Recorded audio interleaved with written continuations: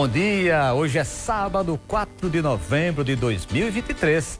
Está começando o programa Minha Cidade. No programa de hoje, você vai ver o simbolismo dos túmulos nos cemitérios através da arte. Nós vamos mostrar também a evolução do rádio através de relíquias de um museu que existe aqui em João Pessoa. Você vai saber ainda como era o rádio nos anos 60 e como funciona esse meio nos dias de hoje. Essa é uma homenagem que o Minha Cidade faz aos radialistas pela passagem do seu dia, comemorado em 7 deste mês, da próxima semana. Tudo isso e muito mais, você confere agora no Minha Cidade, que está no ar.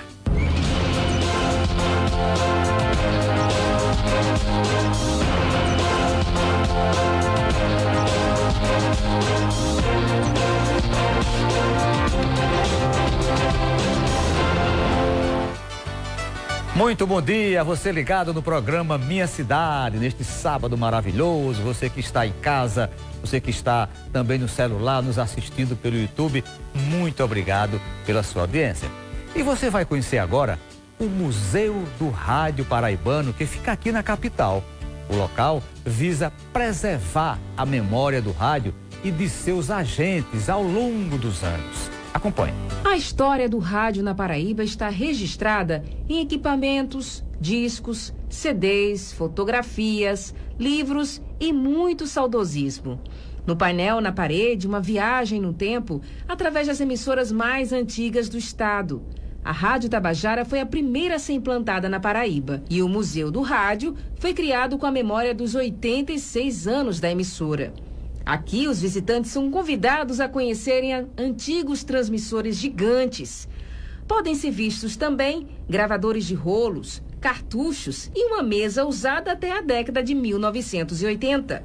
Os telefones e o registro da era de ouro do rádio também estão aqui. As fotos mostram alguns dos artistas que participaram dos programas de auditório, que eram realizados pela emissora. O microfone Cara de Gato é original.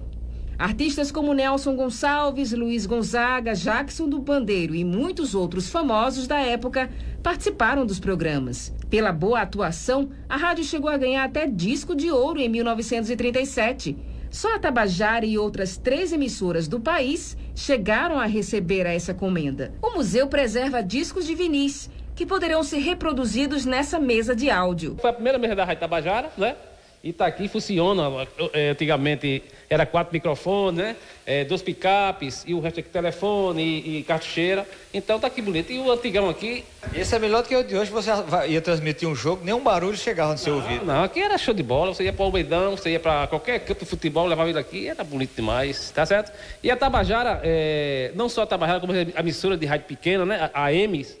Eu lembro que a gente fazia aqui, a gente era operador, hoje é computador, era um monte de disco vinil aqui atrás, aí o apresentador, que era música tal, a gente ia lá, já sabia qual era o vinil e tocava aqui, dava tudo certo. Hoje é só um clique no computador. Hoje é só ir no computador, dar um clique, pronto, né? Não é aquela emoção que você sentia. Quem visita o museu tem a oportunidade de ver de perto como funcionava a tecnologia de gravação no passado. Quando os comerciais da rádio começou só ao vivo. Aí depois passou a ser um vinil, ia para o Recife, levava para o Recife, trazia o comercial no vinil.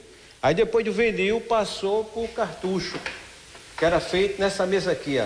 Botava os segundos, 1 minuto, aí daqui passou para o MD, que esse é o disquinho pequeno, ó. Aí já era um luxo, né? Já estava melhorando. Aí depois do MD passou para o Digirádio. Depois do Digirádio passou para o playlist. Aí hoje é só no computador. É só clicar.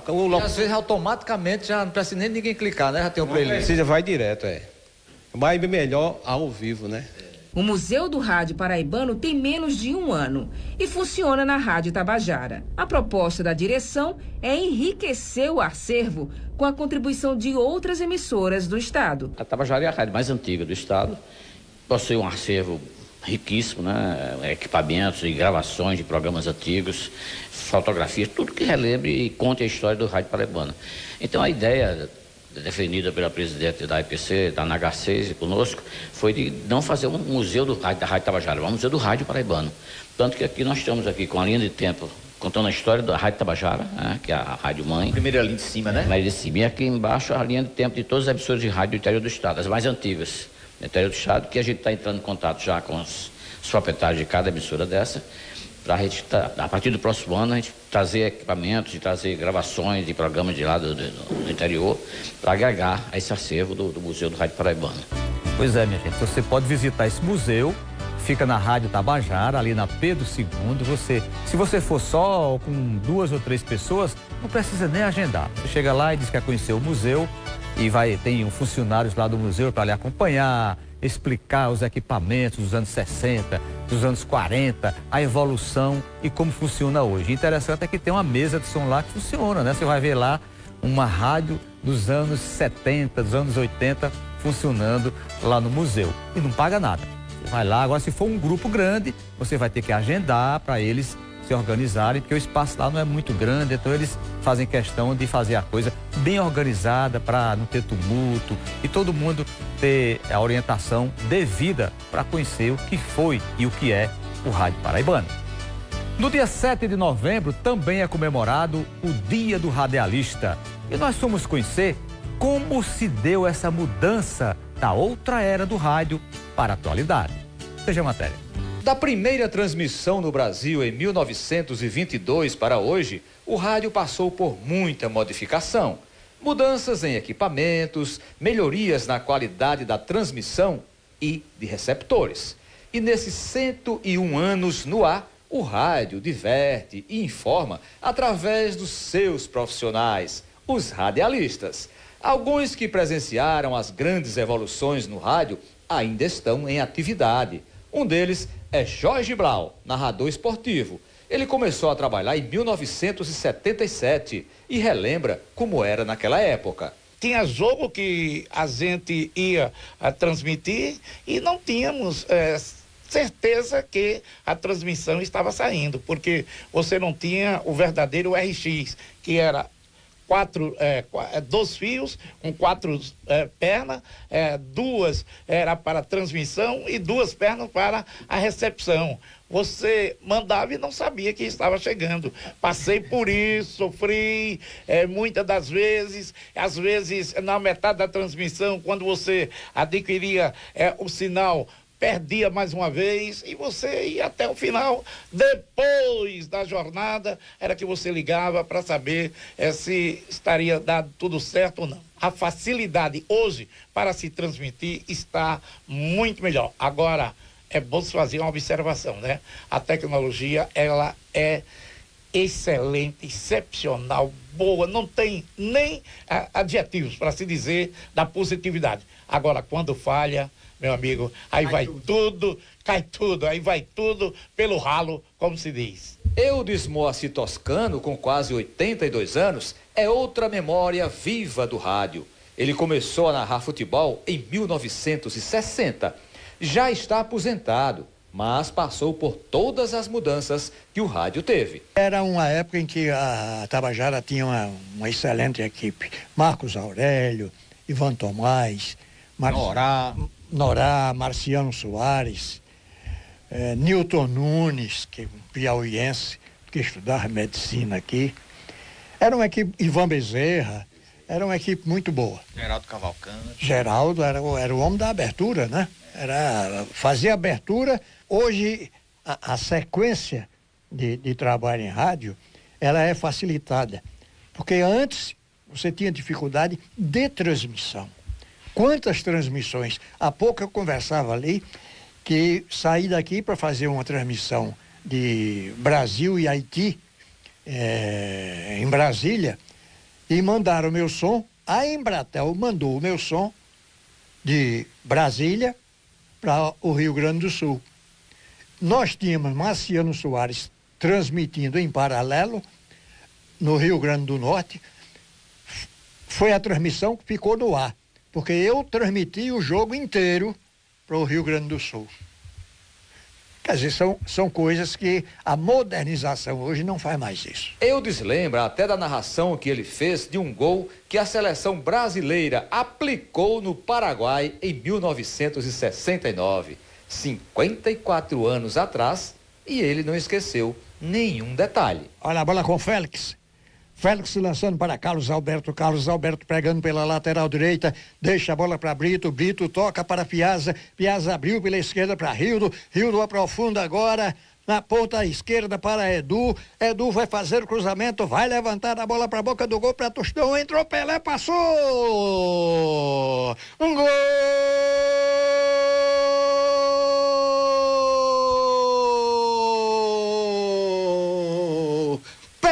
Para o Brasil, aos 36 minutos da etapa inicial, abre o placar no Maracanã. O Brasil vai partir agora para a classificação para a Copa de 70. Os radialistas Assis Mangueira e Bete Menezes viveram todas as evoluções do rádio, fazendo jornalismo. Quando eu comecei em rádio, o departamento de radiojornalismo para captação de notícias era através do rádio escuta e telegrafista também.